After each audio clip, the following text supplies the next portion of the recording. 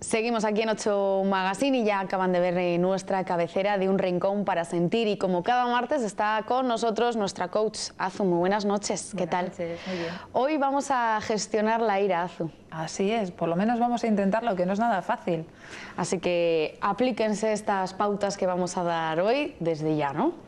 Bien, he de decir que el tema de hoy no viene por ningún correo electrónico, sino que ha sido el fin de semana temático de gestionar la ira. Yo creo que las personas que nos ven, si tienen niños en casa, es muy fácil que se vean reflejados con ello. Y una forma de hacer constructivo el sufrimiento, de gestionar la ira en el momento más complicado, pues puede venirnos bien el hecho de recuperar eso que vivimos en el día a día para aprender y para gestionarlo de una forma mejor la próxima vez que aparezca. Bueno, pues vamos a dar algunas pautas por si alguien, en este caso por ejemplo los niños, si se ven reflejados les saca a veces de quicio. Vamos a mantener la paz y tranquilidad. Vamos a intentarlo por lo menos. En primer lugar, cuando empezamos a sentir esa ira, es muy importante el parar, el tener un stop, el irnos al rincón de sentir, como decíamos, el rincón de pensar, que es un poco el sentido a nivel educativo que tiene el tiempo fuera. Cuando hay una situación crítica, que un niño entra en rebeldía o que se bloquea o que empieza a ser agresivo, se le manda al rincón de pensar. Realmente el efecto que tiene es ese salir de la situación que nos está produciendo ese malestar interior, esa ira. Lo que nos va a permitir al salir de ahí es gestionar esa emoción o dejarla fluir de alguna manera, que no se nos quede atascado, por lo cual no reaccionemos ante la ira, sino que nos dé tiempo a pensar qué vamos a hacer ahora. ¿De acuerdo? Es importante además gestionarla, no bloquearla, lo decimos siempre con todas las emociones, especialmente negativas. La ira es buena, la ira en sí, todas las emociones son positivas. Otra cosa es que sean negativas las consecuencias de esa ira de no gestionarla de forma adecuada. En primer lugar, tiempo fuera, y nos pueden servir pistas muy concretitas como por ejemplo tomar conciencia de la respiración, contar hasta 10, esto que nos contaban nuestras abuelas, cuenta hasta 10 antes de, precisamente para evitar la reacción que generalmente suele ser, en caso de la ira, suele ir relacionada la agresividad y suele ir agregada la ansiedad, van las tres como muy a la par. Primera pauta, parar y dejar espacio. Nos vamos de esa situación, nos alejamos, estamos en un momento, por ejemplo, de discusión, ¿no?, entre comillas. Siempre vamos a ver que podamos hacerlo y buscar la pauta que nos permita escapar de esa situación. En el caso, por ejemplo, de una reunión de trabajo, yo qué sé, imaginaros, muy conflictiva y demás, que se está despertando esa ira, es, ¿os importa parar un segundito? Voy un segundo al baño y ahora vuelvo, ¿vale? Entonces te permite ese espacio, o voy a atender una llamada, buscar tu estrategia para salir de la situación de forma que no salte ahí esa emoción. ¿Recordáis, si habéis visto la película del revés, la ira, que era ese señor rojo con forma de volcán que sale ahí? Pues está bien esa emoción que te hace reaccionar ante una situación que ves como una agresión hacia ti, pero no tenemos que permitir que eso nos limite y que nuestra conducta sea directamente lanzada. Ahí no elegimos pautas, nos vemos esclavizados por esa emoción. Paramos y pensamos qué vamos a hacer en el siguiente momento, cómo vamos a responder. Como decíamos, pues bueno, va a haber situaciones que van a ser más propensas a hacer la parada y va a haber situaciones en las que va a ser más complicada.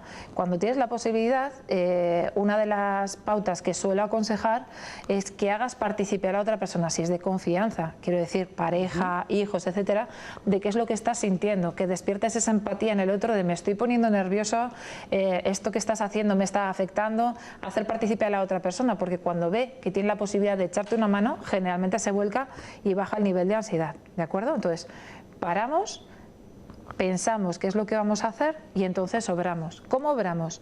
Expresándonos de forma asertiva, lo hemos hablado un montón de veces, es decir, cuando hemos estado pensando hemos hilado, bueno, vamos a ver, ¿qué responsabilidad tengo yo en esta situación? Generalmente lo que hacemos es culpar al otro, con lo cual nos convertimos en víctimas, es que mira lo que me has hecho, es que eres de una determinada manera, mucho cuidado con las etiquetas, esto en educación lo tenemos muy en cuenta también.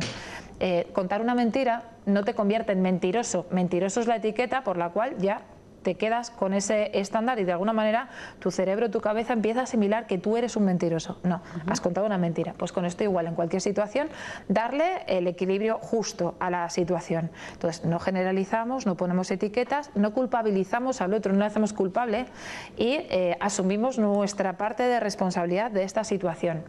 Es muy importante a la hora de hablar hacerlo de forma asertiva y teniendo en cuenta estas pautas. Explicándonos desde el yo. Cuando hablamos de críticas constructivas, cuando hablamos de algo que nos molesta o que nos provoca esa ira o que hace encender nuestra ira, tenemos que tener muy en cuenta esta pauta en concreto. Entonces, verlo de forma asertiva y ver realmente hasta qué punto yo soy responsable y tú eres responsable. Opino desde el yo. Yo creo que esto que tú estás haciendo no está bien.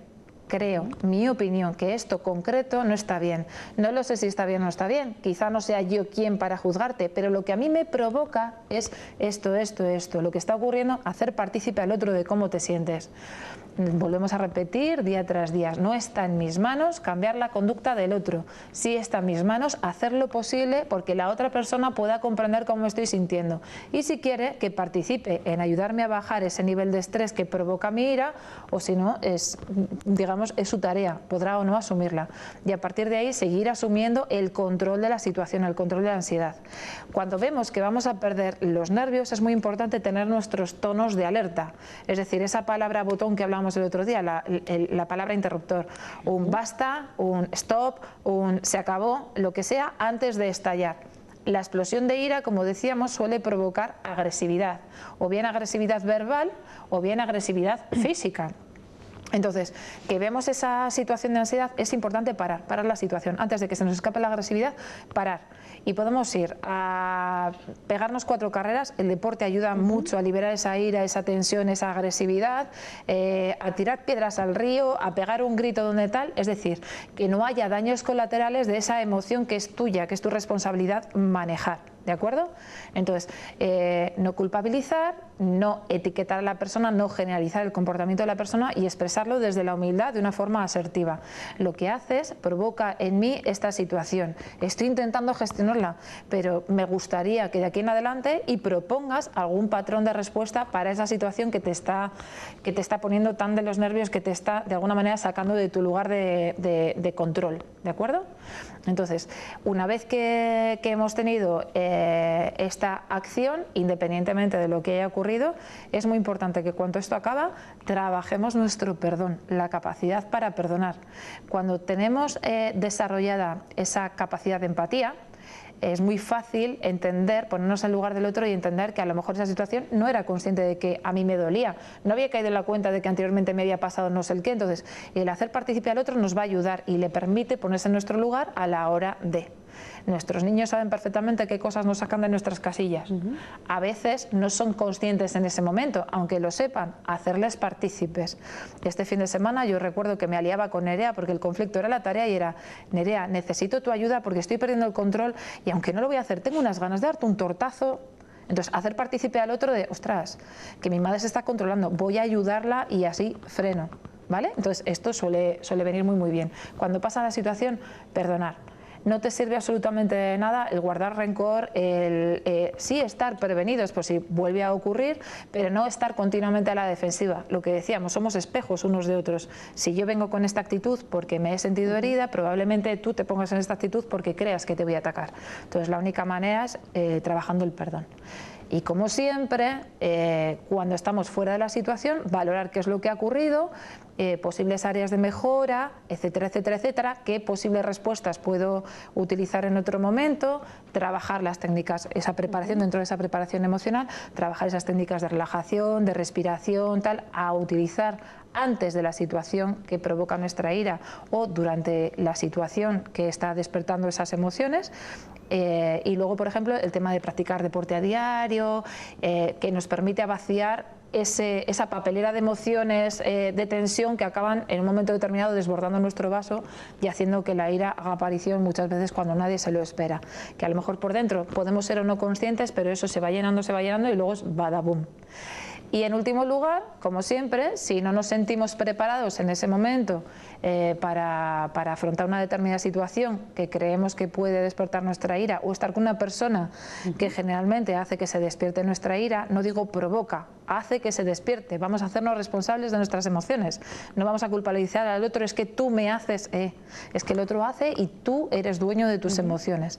Preparar la situación, y si no te sientes capaz, lo mejor es evitarla. Evitar esa situación para que no haya daños colaterales, para que no salga la agresividad y, como nos dicen siempre, que no se puede evitar a lo mejor, ¿no? Claro, pero pues busca la forma menos dañina de gestionar esa ira. Entonces, la forma mejor es sal de esa situación, que va a ser mucho mejor que la otra persona no entienda por qué te vas, a que sueltes un insulto, o que digas algo de lo que te puedas arrepentir, o que pegues un puñetazo, incluso provoques el miedo en la otra persona, más cuando son niños, que es cuando más fácilmente perdemos el control.